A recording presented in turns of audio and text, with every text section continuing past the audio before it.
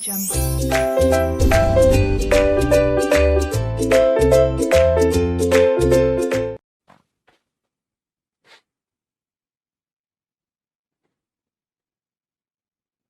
Hello everyone, welcome you all to this once again keeping the tradition on and doing the analysis of the financial reporting paper the very same day of your exams. 5:04 में मैंने paper Telegram पर share किया था, कुछ feedbacks हमारे पास आए students के and let's quickly go through those feedbacks to start with और उसके बाद एक क्विक डिस्कशन करेंगे इस वीडियो का. Before we talk about this particular video, please understand this video is one meant for students of December 21 who have just given the exam and are not reasonably confident and are in some doubt कि यार मैंने क्या किया है कैसे किया, इसलिए मैं ये देखना चाहता हूँ. Any student who has done the paper and is feeling very well and is very focused for the next exam should absolutely not watch this video. If you are a student of 22 or later attempts, you should definitely watch this video and get the feel on the very same day कि भैया paper में जो हुआ है उसका क्या impact है, how does it feels, क्या लग रहा है आपको कैसा होने वाला है. चलिए तो पेपर का एनालिसिस क्या है, हाउ वाज द पेपर. लोगों ने कहा फाइनेंशियल इंस्ट्रूमेंट सब जगह देखा, किसी ने शेयर किया, काव्या ने बहुत अच्छा कमेंट दिया, thank you very much. However what we are going to do is let me show you. Paper पढ़ के सबसे पहले तो हेडिंग देखी एफएसटी, तो ऐसा लगने लगा कि यार ये एफएसटी है या फास्ट है, समझ नहीं आ रहा है क्या है. एनी विच वेज बट शायद possibly इस particular paper में there was something really big to cheer about. Paper primarily was from study material, MTP and RTP questions, absolutely no doubt about it. However, institute के study material, RTP, MTP के सारे questions को अगर हम इकट्ठा कर ले तो they may go around 1200 to 1500 questions if I include all the illustrations and examples as well. With this 1500 to 1500 plus questions, obviously you can not cover all of these. हमने एक एफआर पावर बैच निकाली थी जिसमें हमने 15 lectures plan करके 17 lectures में पूरे FR को कवर किया था. And in these 17 lectures when we covered the whole of FR, I had given a striker for FR power which had somewhere around 400 questions and I'm so very happy to share with all of you that 120 mark का paper out of the 124 marks of the paper is from the FR power striker. एक super 100 हमने निकाली थी, कई सारे questions उसमें से बैठे. कैटेगराइजेशन में A and B category topic से 120 मार्क का हमारा पेपर है out of the total of 124. That means the paper was pretty much from the predictable pattern and from the institute material primarily. Now let's quickly talk about in terms of what was the question and in terms of how was the analysis of the paper. Chapter wise अगर देखें तो बाजी मारी इस बार financial instruments में 29 marks. अगर आपने मेरे एबीसी एनालिसिस का वीडियो देखा होगा तो मैंने उसमें स्पेसिफिकली कहा था कि इस बार कंसोलिडेशन में आई फील क्वेश्चन नहीं आएगा तो एक छोटा 4-5 मार्क का क्वेश्चन आएगा बिजनेस कॉम्बिनेशन से. And I was very much hopeful कि क्वेश्चन बिजनेस कॉम्बिनेशन के मे बी कोई रिवर्स एक्विजिशन या अमलगमेशन या इस तरह के कॉन्सेप्ट से आ सकता है. And you will be happy to know कि दोस्तों जो क्वेश्चन बिजनेस कॉम्बिनेशन से 15 मार्क का आया, that was basically a question which is there in our material, study material AX limited BX limited, जिसकी दो वैरायटी थी. एक उसे सॉल्व करना था कॉमन कंट्रोल जैसे और दूसरा करना था as if it is not common control but the bigger company acquiring the smaller one, और सिर्फ वो वाला पर्टिकुलर पॉइंट इस पर्टिकुलर क्वेश्चन में डिस्कस करना था. चलिए तो basically this is all what was with respect to business combination. Consolidation का एक बहुत ही बेसिक क्वेश्चन जिसमें आपको एनसीआई और गुडविल कैलकुलेट करना था. शेयर बेस्ड पेमेंट का कैश और इक्विटी सेटल्ड ऑप्शन का question which we expected in the ABC analysis which I shared with you. 115 116 दोनों में से 10-10 मार्क के क्वेश्चन आए, very much doable. One was with respect to variable consideration transaction price related and 116 में it was relating to index rate changes as well as change in estimate of the lease term. जो question institute के study material में जिसका answer revise किया गया था SM 2021 में, and ये हमारी FR पावर, FR सुपर 100 हर जगह ये क्वेश्चन इंक्लूड किया गया था. That question was asked from 116. 50 marks के दूसरे इंडेस आए शेड्यूल 3 या आपका एनालिसिस ऑफ फाइनेंशियल स्टेटमेंट से बेस्ड कोई क्वेश्चन नहीं आया. CSR इंटीग्रेटेड रिपोर्टिंग से कोई क्वेश्चन नहीं आया. टोटल अगर आप देखेंगे तो 17 questions were asked in total in the paper and out of these 17 questions 124 marks के क्वेश्चन थे. 120 मार्क का paper with one optional question internally making the total weightage of 124 marks. Quickly एक बार मैं पेपर के सारे क्वेश्चंस और उनसे क्या एक्सपेक्टेशन है एक बार आपके साथ डिस्कस कर लेता हूं. I hope things are well और it is well visible. I am not going to look at the charts, at least I would just possibly do it at the end for the sake of time, and I'll try to be very efficient in this whole discussion. Chaliye, I'm just looking at the stream quality and it looks fine to me. Wonderful. सबसे पहला question आपका खूफा limited borrowed 95 lakh, आपका ये question 109 से related है। Financial liability modification, loan लिया, अगले साल का प्रिंसिपल पे नहीं कर पाए, इंटरेस्ट पे कर दिया, स्पेसिफिकली लिखा है। गए बैंक के पास और कहा इसे मॉडिफाई कर दो। बैंक ने बोला कि अब आप रिमेनिंग इंस्टॉलमेंट्स जो पहले प्लान्ड थी that you will have to pay off in 5 equal instalment, annual लिखा नहीं यहां पर, आइडियली 5 इक्वल एनुअल इंस्टॉलमेंट लिखना था, पर क्योंकि EIR दिया हुआ है, वो EIR सेट तभी होगा जब आप उसे 5 इक्वल एनुअल 5 इंस्टॉलमेंट्स मानेंगे। तो 5 इक्वल इंस्टॉलमेंट्स में पे करना है, अज्यूमिंग 5 इक्वल एनुअल इंस्टॉलमेंट में। सेकेंड ईयर एंड में इंटरेस्ट पे किया, प्रिंसिपल पे नहीं किया, और बोला कि भाई अब बचा हुआ पैसा हम आपको नेक्स्ट 8 इयर्स में पे करेंगे और रेट ऑफ इंटरेस्ट 15% हो जाएगा। Initially there was initial direct cost, but modification पे किसी प्रकार की कोई लीगल प्रोसेसिंग फीस वगैरह नहीं थी। क्वेश्चन सिंपल था, मॉडिफिकेशन के कंसेप्ट लगाने थे। एग्जैक्टली आपको करना ये था कि आपको सबसे पहले इफेक्टिव इंटरेस्ट रेट 10.8% दिया हुआ है, इनिशियल लोन का अमाउंट आपका 95 लाख माइनस 1.80912 आएगा, उस पर आप 10.8% इंटरेस्ट लगाएंगे। फर्स्ट ईयर का इंटरेस्ट माइनस आपका एक्चुअल पेमेंट जो होगा वो 95 लाख पे 10% 9.5 लाख होगा, प्लस इंस्टॉलमेंट 19 लाख की पे होगी, बैलेंस बचेगा। उस पर नेक्स्ट ईयर फिर आपको 10.8% से ब्याज लगाना है। एक्चुअल पेमेंट आपके इंटरेस्ट का जो होगा that will be 7.6 lakh in the second year, क्योंकि आपका लोन उतने का ही बचा था, principal in the terms of bank. And फिर जो बैलेंस आपका बचेगा उसको अब आपको 8 इक्वल इंस्टॉलमेंट्स में पे करना है। नहीं, इंस्टॉलमेंट आपको 8 इक्वल बनाना पड़ेगी, 76 की जो बैंक के पास प्रिंसिपल अमाउंट है वो, प्लस उसके ऊपर जो ब्याज लगते जाएगा जो हर साल कम होते जाएगा एट 15%, इससे total cash outflow for the next 8 years निकालेंगे। उसको आपको डिस्काउंट करना होगा गिवन इफेक्टिव इंटरेस्ट रेट से, और वो डिस्काउंट करके फिर आपको देखना है कि जो कैरिंग अमाउंट आपकी बुक्स में आ रहा है और जो रिवाइज्ड कैश आउटफ्लो से जो कैरिंग अमाउंट आ रहा है, उन दोनों में जो डिफरेंस है क्या वो 10% से ज्यादा तो नहीं है। अगर वो है तो सब्सटैंशियल मॉडिफिकेशन है। फिर उस केस में जो market rate of interest applicable होगा उस पॉइंट ऑफ टाइम पर जब आपने मॉडिफिकेशन किया है, उसको हमें फिर हमारा बेस मानना पड़ेगा और मानना होगा कि पुराना लोन डी रिकॉग्नाइज हो गया है और नया लोन हमने रिकॉग्नाइज किया। लेकिन अगर डिफरेंस 10% से ज्यादा नहीं आता है तो उस सिचुएशन में आपको मानना है सब्सटैंशियल मॉडिफिकेशन नहीं है। फिर आपके रिवाइज्ड फ्यूचर कैश फ्लोस को आपको प्रेजेंट वैल्यू निकाल के जो आज आपका कैरिंग अमाउंट आ रहा है उस पर लेकर आना पड़ेगा, एंड जो रिवाइज्ड इफेक्टिव इंटरेस्ट रेट रहेगी उसके बेसिस पे आगे कैलकुलेशन करने, इनफैक्ट उसके बेसिस पे इंटरेस्ट बुक करना होगा। कोई गेन लॉस उस केस में बुक नहीं होगा। हम क्लास में इसे पढ़ते हैं कि सब्सटैंशियल मॉडिफिकेशन है तो मान लो derecognition of old liability and recognition of new, नहीं है तो ये मान लीजिए कि it is just a change in the effective interest rate, nothing goes to your P or L. In this whole case you were given with the discounting factors. Interestingly इस particular question में आपको journal entries pass करने के लिए कही गई थी 3 सालों तक की, first second year and modification की बात की 1 साल की। अगला क्वेश्चन इंडेक्स 101 के ऊपर आया था and this was 8 mark question, FR power की हमारी स्ट्राइकर में दिया हुआ क्वेश्चन है, सेम वही क्वेश्चन था। इसमें क्या क्या एडजस्टमेंट्स हैं, सबसे पहले कहा गया है कि डेट ऑफ ट्रांजिशन 1 अप्रैल 19 है, 31 मार्च 2021 से हम पहली बार इंडेस के फाइनेंशियल स्टेटमेंट प्रेजेंट करने वाले हैं।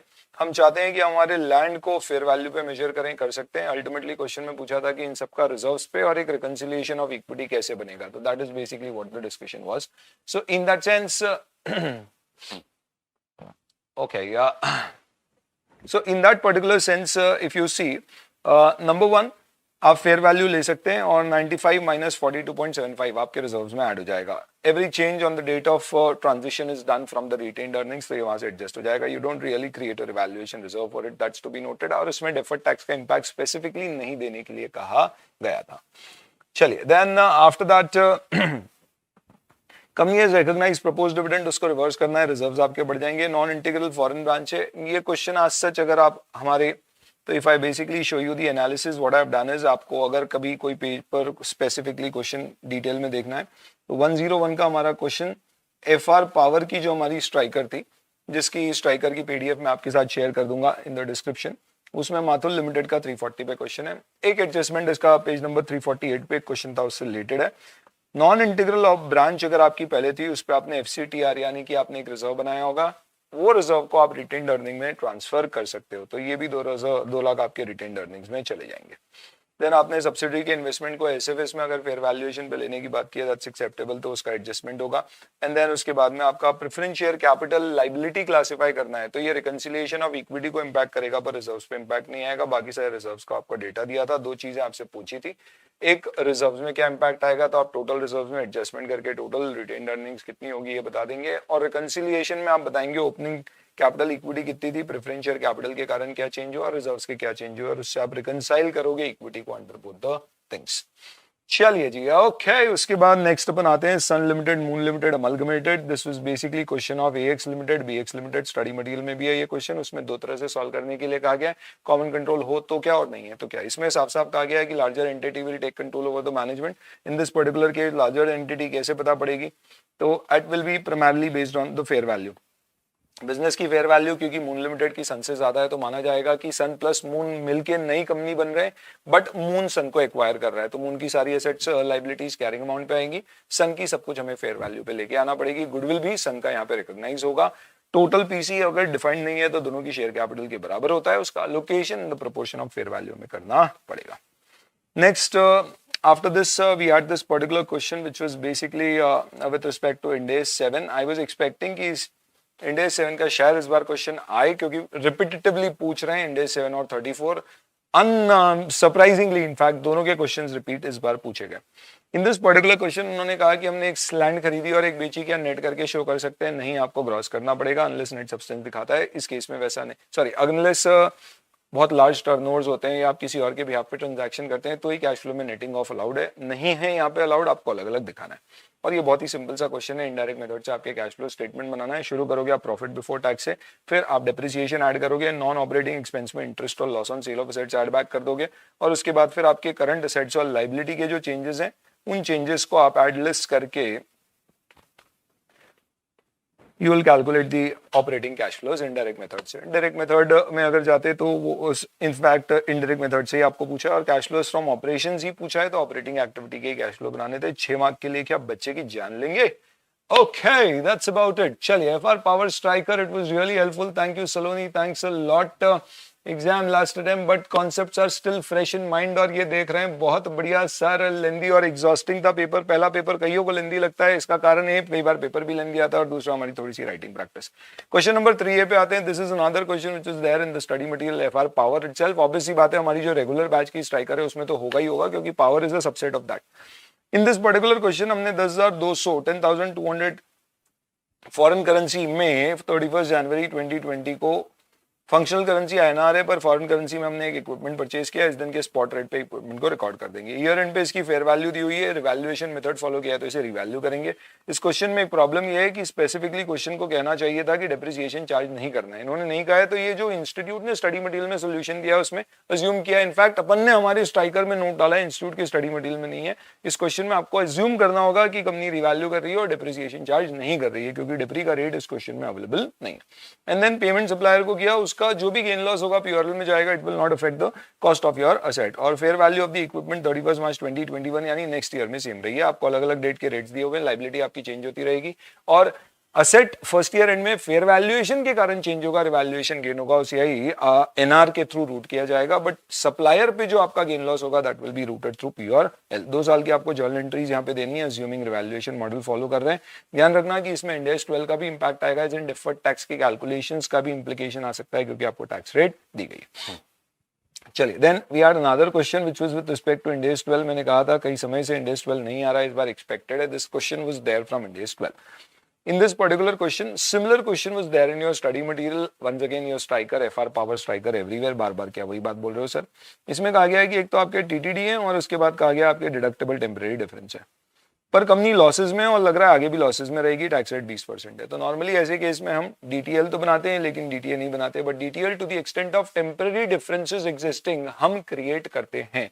तो अगर आप यहाँ पे देखेंगे तो 124 डिवाइडेड बाय 4, अगर मैं ऐसा करता हूं तो इसका मतलब 31 पर एनम का मेरा टैक्सेबल टेम्परेरी डिफरेंस है, जो आगे जाके रिवर्स होगा या DTL क्रिएट करेगा। और यहाँ पे अगर मैं देखूंगा तो this is just 16 per annum deductible temporary difference. तो उस टेक्निकल एंगल से मैं इसके ऊपर DTA क्रिएट कर सकता हूं, क्योंकि मेरा इससे ज्यादा टैक्सेबल टेम्परेरी डिफरेंस है। रेफरेंस में इंडेक्स 12 में कहना होगा कि डीटीए कब बनाया जा सकता है, जब टैक्स प्लानिंग अपॉर्चुनिटी अवेलेबल हो, फ्यूचर टैक्सेबल प्रॉफिट्स की हमारी प्रोबेबिलिटी हो, या फिर हमारे पास सफिशिएंट टैक्सेबल टेम्पररी डिफरेंस है जिसके अगेंस्ट इसको सेट ऑफ किया जा सकता है। डिप्रिसिएशन के डिफरेंस को प्रिलिमिनरी एक्सपेंस के राइट ऑफ से सेट ऑफ किया जा सकता है। इन दिस पर्टिकुलर केस क्योंकि हमारे टैक्सेबल टेम्पररी डिफरेंस ज्यादा दिख रहे हैं इसलिए ये सेट ऑफ हो पाएगा। तो हम नेट अमाउंट से डीटीए डीटीएल, इनफैक्ट इस केस में डीटीएल आएगा, बुक्स में रिकॉग्नाइज कर देंगे। तो आपको ट्रीटमेंट डिस्कस करना है 31 मार्च 2021 पे, you will have to accordingly do it. This was basically your question with respect to 115। 20 lakh की टोटल एस्टिमेटेड कॉस्ट है और there is no change in estimate of the cost. 22 lakh की आपकी फिक्स ट्रांजैक्शन प्राइस है, लेकिन इसके अलावा आपको इंसेंटिव फीस दी गई है। सेम क्वेश्चन आपका स्टडी मटेरियल / आरटीपी एमटीपी में आपकी स्ट्राइकर पावर में भी है। वहां पे आई थिंक फर्क सिर्फ इतना है कि यहाँ पे 22 लाख दिया हुआ है, वहां पे 1 मिलियन दिया हुआ है। यहाँ पे क्या कहा गया है, आपकी अलग अलग पॉसिबिलिटीज है, आपने अगर टाइम पर काम कर दिया तो आपको इंसेंटिव मिलेगा। एंटिटी को लगता है कि या तो ये होगा या ये होगा, और बाइनरी आउटकम में नॉर्मली हम क्या करते हैं, मोस्ट प्रोबेबल आउटकम लेते हैं। तो शुरू के 3 सालों तक उनको लग रहा था कि हमें ये इंसेंटिव मिलेगा, तो आपको शुरू के 3 सालों तक ट्रांजैक्शन प्राइस 22 लाख प्लस 2,22,000 कर देनी है। 4th ईयर में एस्टिमेट चेंज हो गया तो क्यूमुलेटिव कैचअप बेसिस पे चेंज होगा, तो आप 4th ईयर में मानेंगे आपका टोटल रेवेन्यू इज 5,50,000 रुपीज, और 5,50,000 रुपीज आप ऐड करेंगे टोटल रेवेन्यू किसमें, 22 लाख में, तो टोटल कंसिडरेशन हो जाएगा 27,50,000। आपका परसेंटेज ऑफ वर्क कंप्लीटेड आप इसके बेसिस पे कैलकुलेट कर सकते हैं, और यहां तक total percentage of work completed के बेसिस पे then you will calculate the total revenue. Institute ने जो सोल्यूशन दिया है उसमें रेवेन्यू, और क्वेश्चन में भी यहाँ पे कहा गया है कि आप पर एनम का रेवेन्यू अलग निकालो और चेंज इन एस्टिमेट के कारण अलग से कितना इंक्रीमेंटल रेवेन्यू है वो निकालें। तो 4th ईयर में आप क्या करेंगे, चारों साल में जो total percentage of work complete हुआ है वो इनटू जो अब आपको लग रहा है एडिशनल रेवेन्यू मिलेगा विच इज 3,30,000, उसका आप एडिशनल रेवेन्यू बुक करोगे। द लॉजिक इज जब भी आपका change in estimate of transaction price होता है तो उस केस में आप क्यूमुलेटिव कैचअप बेसिस पे, एज इन पिछले को रीस्टेट करने की बजाय ये सोच के कि आज टोटल रेवेन्यू, आज कितना वर्क कंप्लीटेड है, कितना बुक हो जाना था, कितना बुक कर दिया, उतना एडिशनली और रिकॉग्नाइज कर देते हैं, वो लॉजिक से आपको बुक करना पड़ेगा। तो that is basically what the logic is with respect to चलिए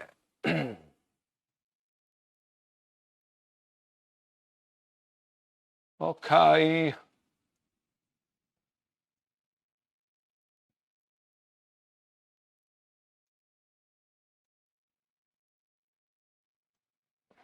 just give me a second, और फिर उसके बाद अपन अगला क्वेश्चन देखते हैं।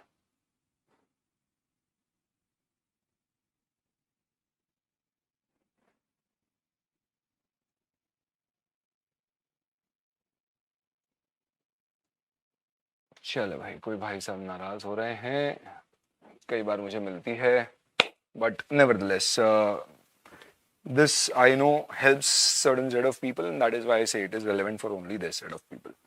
चलिए ये हमारा डिस्कशन हो गया। नाउ इसके बाद में what we are going to do is let's talk about the next thing which is question number 4A। 4A किसके ऊपर था, ये हमारा question, contract for lease of machine Jason limited 1/1/2018 term 6 years further 2 years। Calendar year assume करके question solve करना है आपको।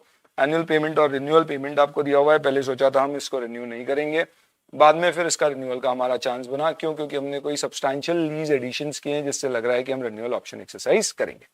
Having said this, what we will have to do is, पहले हम रिन्यूअल टर्म कंसीडर नहीं करते हुए इस पर्टिकुलर क्वेश्चन को सॉल्व करेंगे, और 2 साल बाद जब हमारा इंटेंशन चेंज होगा तब वहां पे आपको नया इंडेक्स रेट भी दिया हुआ है। अब यहाँ पे रूल ये होता है कि अगर इंडेक्स रेट चेंज होने के कारण आपका कोई भी चेंज होता है लीज लाइबिलिटी और राइट ऑफ यूज एसेट में, तो आप डिस्काउंटिंग फैक्टर चेंज नहीं करते हो। लेकिन अगर आपका estimate of lease life change होता है तो then in that particular case आप discounting factor at the date of change in estimate consider करते हैं। क्योंकि यहाँ पे दोनों चीजें सेम डेट पर हुई है, तो आप इफेक्टिवली उसको अलग अलग सॉल्व करें step by step as an index rate change with old factor, और फिर revise rent and revise life with new factor. Ultimately, in both the cases, जो भी difference होगा that gets adjusted from right of use asset and the lease liability. Nothing goes to puerile in that sense. तो इसके लिए आप solve करने के इसके 2 अलग अलग तरीके हो सकते हैं, दोनों ही केस में आपका आंसर सेम आएगा। अल्टीमेटली आपको नया डिस्काउंटिंग फैक्टर जब चेंज हुआ है तब यूज करना पड़ेगा। सिंपल क्वेश्चन था 102 से रिलेटेड, जिसमें आपको कैश और इक्विटी ऑल्टरनेटिव दिया गया था। इसमें आप नॉर्मली देखोगे क्या कि इनिशियल डेट पे grant date fair value and fair value of shares with restriction. तो ये इक्विटी सेटल के लिए रेलेवेंट है and this is for stock appreciation, right. इन दोनों के बेसिस पे आप प्रोविजन निकालोगे। इक्विटी सेटल का अगर कैश से ज्यादा है तो उसका इंक्रीमेंटल जो अमाउंट है उसको ओवर द वेस्टिंग पीरियड आप इक्वली एक्सपेंस बुक करोगे and you will create it in SBP reserve. बाकी आप ये मानोगे कि ये पूरा क्वेश्चन स्टॉक अप्रिसिएशन राइट का सॉल्व कर दोगे, क्योंकि इसमें आखिरी में कैश ऑप्शन एक्सरसाइज हुआ है तो एसबीपी रिजर्व का बैलेंस आप रिजर्व में ट्रांसफर कर देंगे, पीआरएल से तब रूट नहीं करेंगे। चलिए नेक्स्ट, इसके बाद there was a question on pharma limited is manufacturing surgical items, it has shown a profit of 50 lakh in the second quarter of 2021। Now this was question of Ind AS 34 and this is one particular standard जो repetitively पूछा जा रहा था, तो I was thinking कि ये शायद इस बार नहीं आएगा, बट इसके ऊपर क्वेश्चन आया। हमारी एफआर पावर की स्ट्राइकर में ये पहला क्वेश्चन है, हालांकि फॉर द सेक ऑफ कॉम्प्रिहेंसिवनेस हमने वहां पे भी डिस्कस किया था। कुछ भी करना नहीं है, आपको एडजस्टमेंट दिए हुए हैं, कौन से प्रॉफिट इस साल में एडजस्ट करना है या माइनस एड बैक करने हैं, उससे रिलेटेड है। Now in this particular case what we will do is pharma limited manufacture surgical item shown at net profit 50 lakh second quarter के लिए। 260 की बैड डेट इनकर हुई थी इस क्वार्टर में। 40% बैड डेट्स हमने डेफर कर दी है टू द नेक्स्ट क्वार्टर। जो नहीं कर सकते हो तो पूरी आपको इस साल बुक करना पड़े, इस क्वार्टर में बुक करना पड़ेगी, तो 40% भी और माइनस कर दो। Additional depre 520 resulting from change in method of depre, this is change in estimate, और चेंज इन एस्टिमेट है तो इसको इस पर्टिकुलर में आपने बुक किया है तो गलत नहीं है, क्योंकि उसे आपको क्यूमुलेटिव बेसिस पे in the quarter of change in estimate book करना होता है, तो वो सही है, इसका कोई एडजस्टमेंट नहीं होगा। एक्सेप्शनल लॉस हुआ है सेकंड क्वार्टर में, 60% डेफर हुआ है, नहीं चलेगा, तो वो 60% इस क्वार्टर में और माइनस करेंगे। 470 sales expense second quarter is deferred on the argument that third quarter will have more sale, therefore should be debited with higher expense, ऐसा नहीं चलेगा, तो in this particular case you will have to adjust that in this quarter as well। Then this was 113 related question। इस question में दो values दी हुई हैं और उनको दोनों को आपको एक वेट देके एक एवरेज फेयर वैल्यू निकालनी है। ऑप्शन में था, आई डोंट थिंक किसी ने चूज किया होगा करने के लिए। मार्केट वैल्यू अप्रोच से ये वैल्यू एज इट इज ले लेते हैं। इनकम अप्रोच से क्या होता है, जो फ्यूचर में इनकम होगी उसके बेसिस पे वैल्यू निकलती है, तो ईयर जीरो के कैश फ्लोज और एडजस्ट करना पड़ते हैं, तो उसमें आपको ये माइनस और ये प्लस करना होगा। And fair value of surplus assets and liability, as in ये मान रहे हैं कि इसके बिना भी ये आइडल असेट्स और लायबिलिटी है, तो इससे वैल्यू निकलेगी। फिर इसको आपको एक रेशियो दिया हुआ है कि आपको 7 मार्केट बेस से और इनकम बेस से जो आपकी वैल्यू निकल रही है उसको इंटू 3 देना है, तो आप इससे वैल्यू इनफैक्ट दोनों की वैल्यू पर शेयर निकाल के ये रेशियो से वेटेड एवरेज निकाल लीजिए, वो आपकी फेयर वैल्यू होगी if you plan to do this particular question. Then this is one standard question. RTP और एमटीपी में ये क्वेश्चन है। होल्डिंग कंपनी ने सब्सिडी को 10 लाख का लोन दिया है, रीपेबल ऑन डिमांड है, तो उसे 10 लाख में बुक करना है। होल्डिंग सब्सिडरी दोनों की बुक्स में एंड कंसोलिडेटेड में सेट ऑफ हो जाएगा। इनफैक्ट कंसोलिडेटेड फाइनेंशियल स्टेटमेंट में हर केस में ऑफसेट हो जाएगा। चलिए next, loan is repayable after 3 years, current market rate of interest is 12% for both. तो इस केस में आपको मानना होगा कि 3 साल में रीपेबल है, तो 3 साल बाद मुझे इतने पैसे मिलने वाले हैं। क्यों? क्योंकि अपने आप में इंटरेस्ट फ्री लोन है, तो 25 लाख आफ्टर 3 इयर्स, तो उसको 12% से डिस्काउंट करके आज की वैल्यू निकल गई, वो 25 से कम आएगी। डिफरेंस पेरेंट मानेगा investment in equity of subsidy, और सब्सिडी मानेगी इट इज अ इक्विटी, तो वो इक्विटी में क्रेडिट कर देगी। और फिर उसके बाद 12% पेरेंट इनकम बुक करते जाएगा इंटरेस्ट की, और सब्सिडी एक्सपेंस बुक करती जाएगी। ऐसी 3 साल की आपको जर्नल एंट्रीज देना पड़ेगी, ताकि आपका लोन इफेक्टिवली 25 पे आ जाएगा 3 साल बाद, एंड देन उस पर रीपे हो जाएगा। इसके बाद बोला है when you have funds to repay the loan, तो फंड्स टू रीपे का मतलब सिंपली ये होता है कि आपको इस केस में अज्यूम करना पड़ेगा कि क्या एंटिसिपेशन है, कब तक पैसा मिलेगा या देना पड़ेगा। ऐसा आपको थियोरेटिकली समझाना है और बोलना है कि अगर एंटिसिपेशन हमारा 3 साल का ही है, तो जैसा हमने बी में किया है सेम वैसी एंट्रीज हमको यहाँ पे करना पड़ेगी। एंड प्रेजेंट वैल्यू आपको दी हुई है, तो ये यूज करना चाहिए।